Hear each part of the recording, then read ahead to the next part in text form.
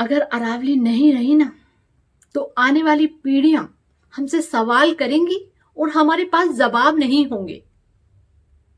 अरे ये वो राजस्थान है जिसने खेजड़ियों के लिए अपनी जान तक खेल गई।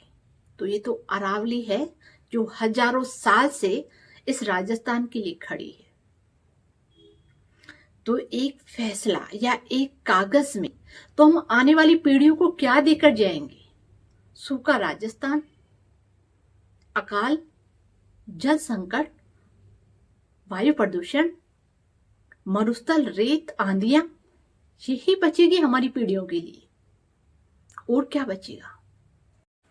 हमने 2025 में जो प्रकृति का विकराल रूप देखा ना, और हम ये सोचते रहे कि प्रकृति का इतना खतरनाक रूप कैसे देखने को मिल रहा है, तो उसमें हम कहीं ना कहीं दोषी थे कि हमने प्रकृति से छेड़खानी करी है। प्रकृति को जब जब छेड़ा है ना, तो प्रकृति ने भी अपना रूप दिखाया है समय समय पर, और फिर हम वही गलती करने जा रहे हैं। जी हाँ, मैं अरावली की बात कर रही हूँ, जो हाल ही में जो फैसला, जो कानून बनकर आया कि 100 मीटर से ऊंचे वाले पहाड़ माने जाएंगे और 100 मीटर से नीचे वाले पहाड़ की श्रेणी में नहीं आएंगे। यानी कि अरावली हमारी जो 80% 100 मीटर से नीचे पहाड़ी है, तो उसके अस्तित्व को खतरा आ गया इस कानून से। पर आप ये बताओ, क्या 80% जो अरावली 100 मीटर से ऊंची है, उसने क्या प्रदूषण को रोक नहीं रखा? वो क्या जीवन रेखा नहीं है? क्या उसमें हरियाली नहीं है? क्या उसमें जो विश्व की सबसे प्राचीनतम श्रृंखला है, पर्वत श्रृंखला, उसने इस राजस्थान को नहीं, पूरे भारत को कुछ नहीं दिया कि आज एक फैसला उसके अस्तित्व के लिए संकट बन गया?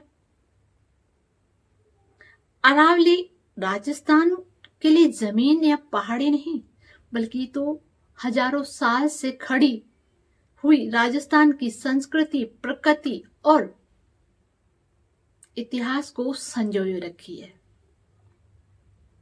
अगर अरावली नहीं रहेगी तो हम आने वाली पीढ़ियों को क्या देकर जाएंगे?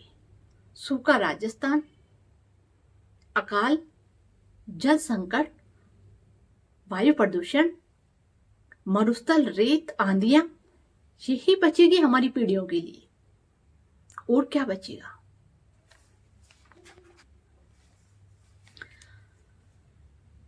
अगर अरावली नहीं रही ना तो आने वाली पीढ़ियां हमसे सवाल करेंगी और हमारे पास जवाब नहीं होंगे। अरे ये वो राजस्थान है जिसने खेजड़ियों के लिए अपनी जान तक खेल गई। तो ये तो अरावली है जो हजारों साल से इस राजस्थान के लिए खड़ी है। तो एक फैसला या एक कागज में, पर हम इस चीज को भूल गए कि अरावली को काट दिया जाएगा ना, तो इस प्रकृति का विध्वंस और विकराल रूप फिर देखने को मिलेगा, और हमारी आने वाली पीढ़ियां इस विकराल रूप को झेलना पड़ेगा। लोग कहते हैं कि विकास है, विकास के लिए अरावली को काटा जा रहा है। अरे नहीं, विकास के नाम पर विनाश है। इस चीज को हम भूल रहे हैं। हम जिस सतत पोषणीयता की बात करते हैं ना, जिस सतत लगातार विकास की बात करते हैं ना, उसमें इन पहाड़ों से या प्रकृति से छेड़खानी करना नहीं होता है। हम आने वाली पीढ़ियों के लिए क्या छोड़ के जाने वाले हैं? सूखा, अकाल, आंधियां, मरुस्थल, बिना पानी का राजस्थान। हाँ, अरावली नहीं रही तो राजस्थान की आने वाले भविष्य को यही मिलने वाली है। अरावली विश्व की सबसे प्राचीनतम पर्वत श्रृंखला है, और अरावली से सिर्फ राजस्थान को नहीं, बल्कि पंजाब, हरियाणा और दिल्ली तक प्रभावित होगी। राजस्थान में सबसे ज्यादा जो प्रभावित होगा वो है पूर्वी राजस्थान, क्योंकि अरावली राजस्थान को 2 भागों में बांटती है। और अगर पूर्वी राजस्थान अगर हरा भरा है तो वो है किसी के लिए अरावली की वजह से।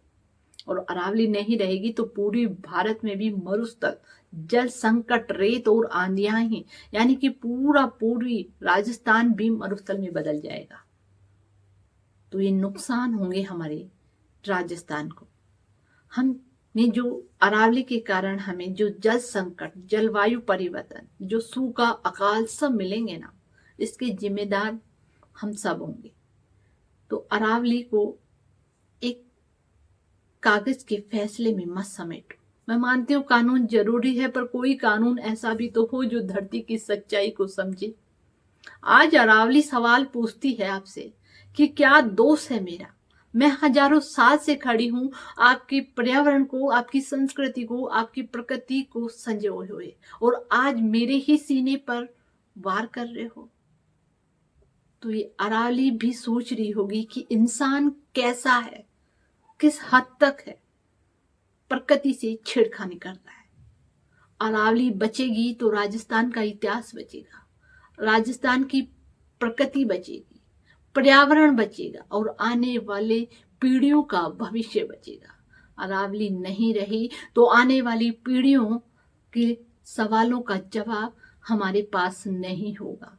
अरावली का संकट, ये फैसले जो की वजह से है ना, ये सब ही राजस्थान वासियों से अपील है, पूरे भारत से अपील है कि ऐसे निर्णय पर पुनः विचार किया जाए। जय श्री राम।